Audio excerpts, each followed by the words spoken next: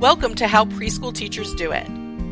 This is Alison Kentos. I am an early childhood educator. And this is Cindy Tarabush. I am an early childhood consultant. This podcast is for parents and early childhood professionals. Let our experience and research-based knowledge become your guide. Oh, I forgot that. Happy Monday, preschool peeps. We're cracking up because there's this weird recording in progress announcement all of a sudden when we go to record this podcast. I don't know what. Okay, whatever. And I forget that it happens every single time. And then I see it on the screen. I'm like, oh, I forgot about that. It's gotta be a legal thing. It's gotta be a legal thing. Yeah, now nobody can record you without you knowing it. Yeah, it's a systems thing. So I'm going to use that as a segue to this week's topic. Okay. Like that it's a systems thing. And we want to talk about the reset that's basically going to take place now in the field of education and early childhood education.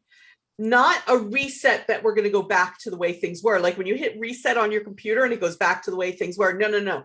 This is an opportunity now to reset and create a new path for early childhood education, because we're at this crossroads that I keep talking about. People on this podcast may have heard me mention this before. And I know I talk about it consistently when I'm talking with my clients.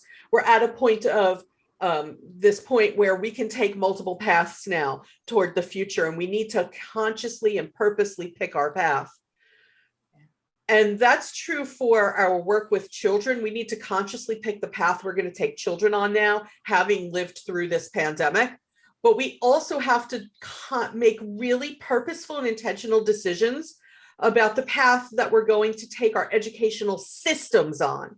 That being how we treat people who work in our systems, and how we set up the culture of our environments. Yeah.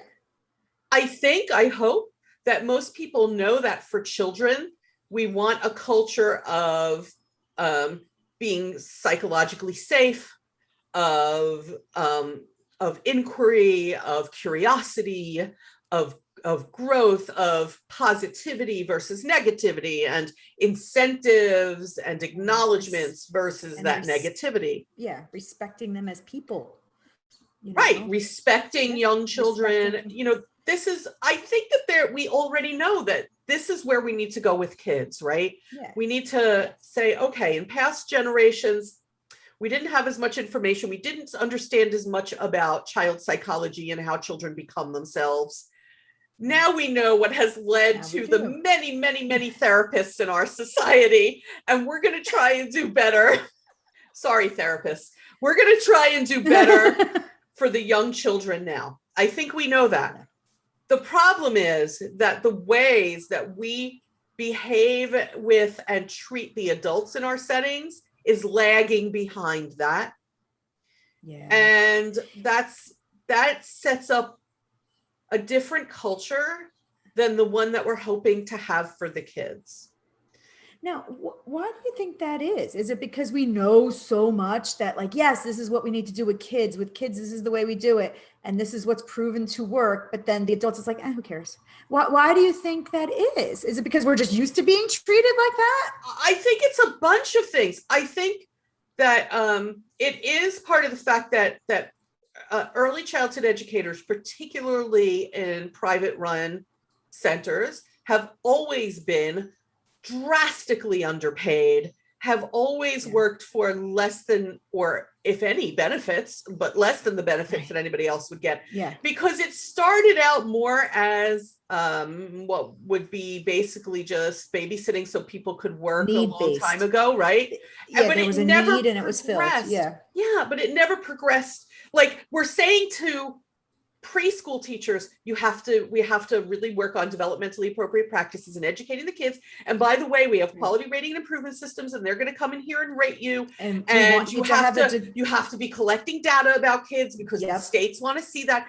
And so we've continually increased their responsibilities without anything else keeping up with that. I honestly think that part of the issue, and I know that this can be somewhat controversial, but I'm just going to say it.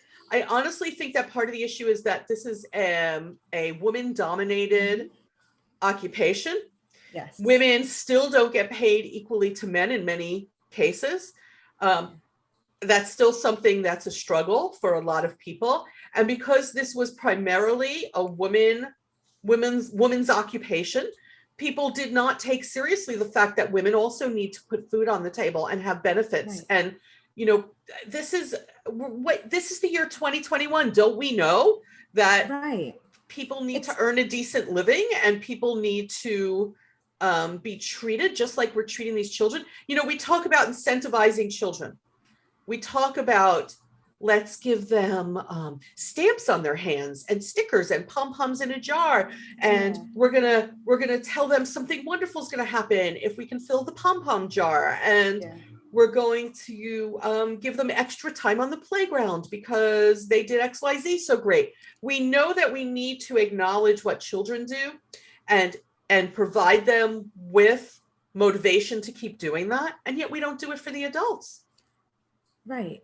Right. And I don't understand why. I think that's what my question was before. Like, why is it that the kids get all of that? And I think it's because there's so much research out there that says, yes, this is what kids need. But then it's like, if kids need that, and there are smallest little guys there, they grow up to be me, you know, they grow up to be adults. So why wouldn't I continue to want to be acknowledged for my hard work?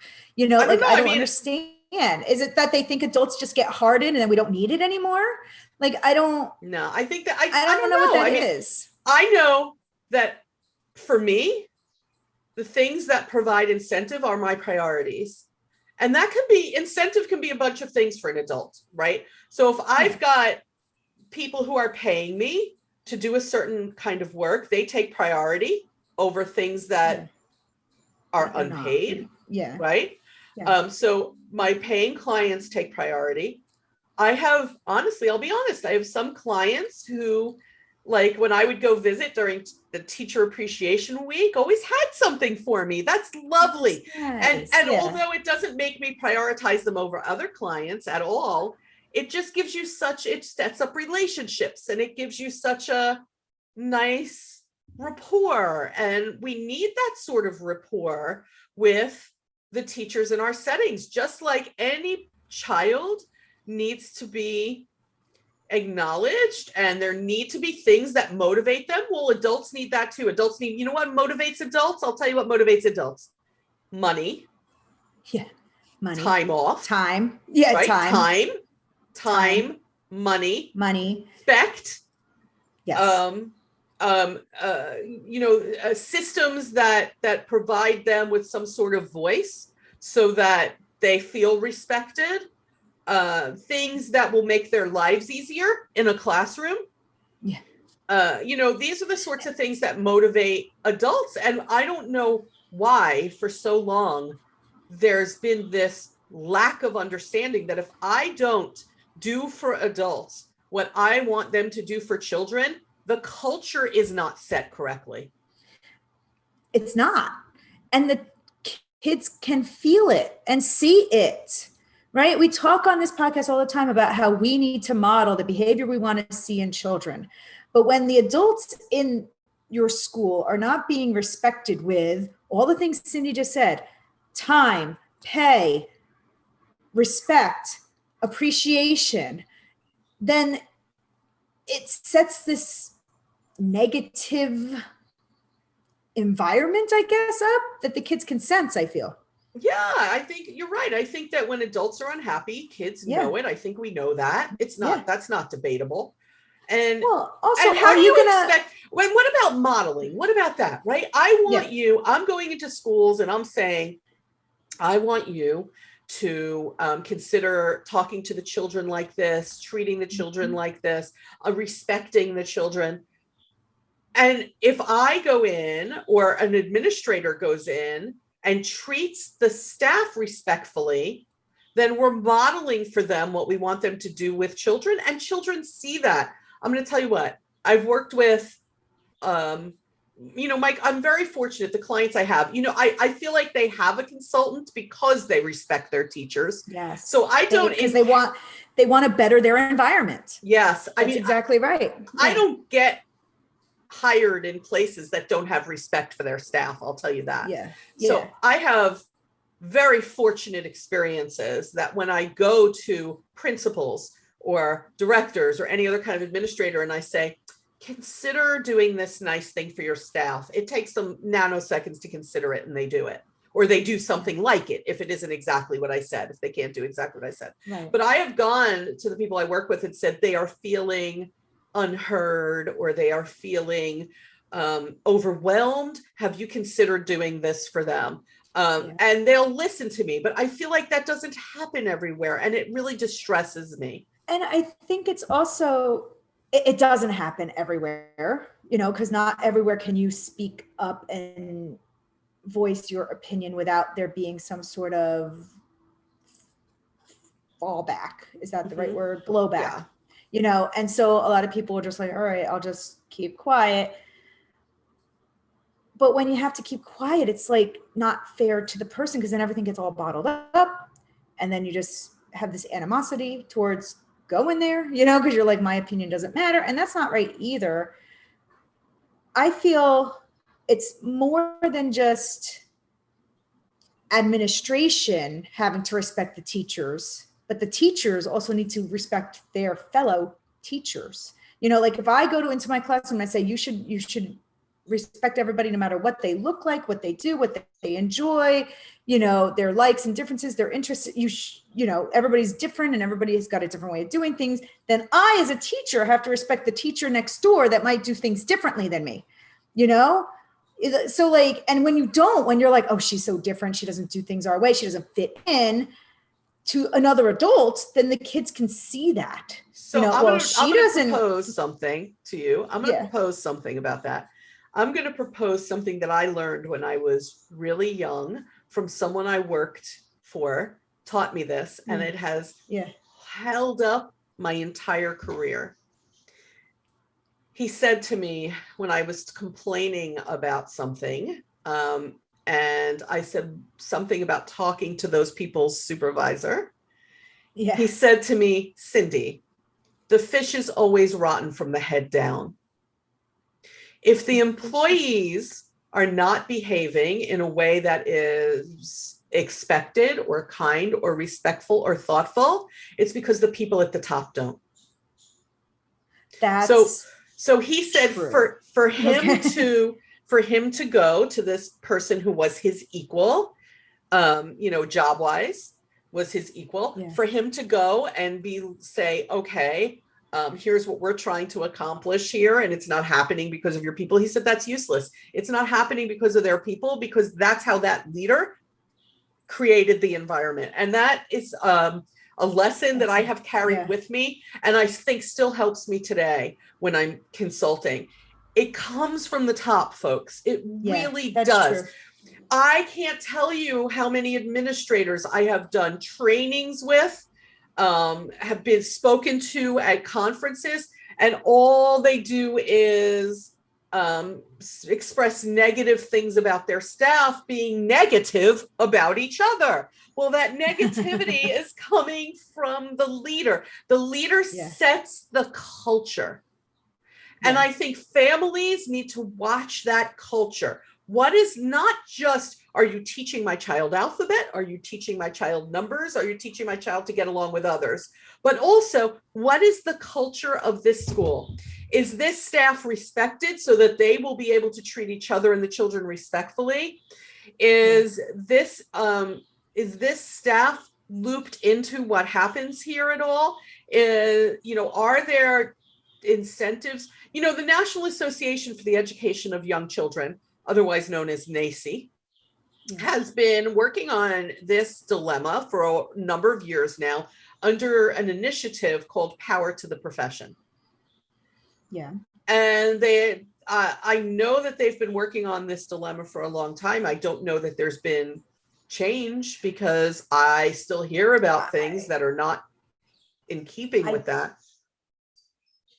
I don't know if the initiative actually has any steam other than maybe in public school systems. I'm not sure, but we know now that a lot of federal dollars are funneling public school. So it's another reason why in private schools, there's going to have to just be some other incentive. Now, I'm not saying that private schools have endless buckets of money. They don't. You got to find another way. But if you don't have it in your budget, you got to find a way. You got to find another way to motivate these people. Yes, because I feel like when you start incentivizing your teachers, and if you don't have the budget, then do it a different way. Like Cindy says, then you'll find you'll have employees who want to work harder for you. You know, and even if you're, and for the program and for the school and for the families, they'll want to work harder because you helped them. You know, like they'll want to be there more. You know, even if it's things like, I understand you have a family. Within reason, I'm going to allow you to take time off when your family needs you. And people can't take advantage of that, but to not be sitting there counting days off for people who have young children of their own and saying, well, I'm docking you now. No, give people some leeway. That's an incentive to stick with you and grow. There are things that we can do for people, even things like celebrate their birthdays. Or every so often just bring in something as a thank you for all your hard work. It seems to always be like, there's this teacher appreciation week, and you always feel good during teacher appreciation week. What about the rest of the year? Like it seems like they cram it all in there. And it's like, no, I would love to every so often just get a little thank you card or a little candy or whatever it is. Like order me lunch on another day in November that I'm not thinking of it. I was like, oh, that's nice. Yeah. Just randomly go crammed into this week in May. Honestly, just randomly go, lunch is on me today. Here's a menu. What would you like? I mean, that's what would you like? Right. What would you like? Or to say to people, don't bring lunch tomorrow so they don't waste food. Don't bring lunch tomorrow. It's on me. I'm going to be happy to treat you. Things like that can really be uplifting to people. But when we take the downtrodden and expect them to not be downtrodden with young kids, we are being completely and totally unrealistic. So as we are in this crossroad and we're thinking about what do we want to do going forward, I just want to encourage everybody to think about not only what do we want to do going forward with the children, but also what do we want to do going forward with our staff and families, because I know that there are people who are raising young children who listen to this podcast. If you stuck with us through this episode, ask those questions where you take your child. Ask, what sort of things do you do for the teachers when they do a really good job? What kind of incentives do they have here? And maybe play a part in that. If you feel like it isn't enough, parents, you have an amazing amount of power, and you don't know it, but you do. And you can go in and steer that power to good and say, listen, we as a group of parents would like to do this, this, this, and this. And not just during Teacher Appreciation Week. It reminds me of in my family, Mother's Day and Father's Day, my kids will be like, oh, happy Mother's Day, but we don't make a huge big deal because you best treat me well all year. All year. Yes. We're not going to pick one day for you to be really respectful of me. We'd best be nice to each other. It's kind of like Valentine's Day in my life too, is we go, oh, it's Valentine's Day. Do you want to get something nice for dinner? But it's not a huge deal because we best be treating each other well all year long. All year. Right. And I feel the same about staffs. And by the way, and this could be another episode. Hi, teaching staffs who are now listening to this episode going, what they said, same is true for parents. You want to set up a climate of understanding, respect. You want parents to respect you. Guess what? You have to model that as well when you're dealing with them. That may be an episode for a whole other day. But I feel much better having gotten this out in the open at this crossroads, because we are going to be given this one-time opportunity to change our systems during my lifetime. Right. And I hope that people grasp onto that and really think about it. If you are looking for ideas, if you're thinking, okay, that's beautiful, but we don't have that money. If you're looking for ideas, contact us and we can create a forum about that. We can go onto our YouTube channel and put in a question about that under the discussions on the homepage. We can talk about it on Facebook. We can do further episodes about it.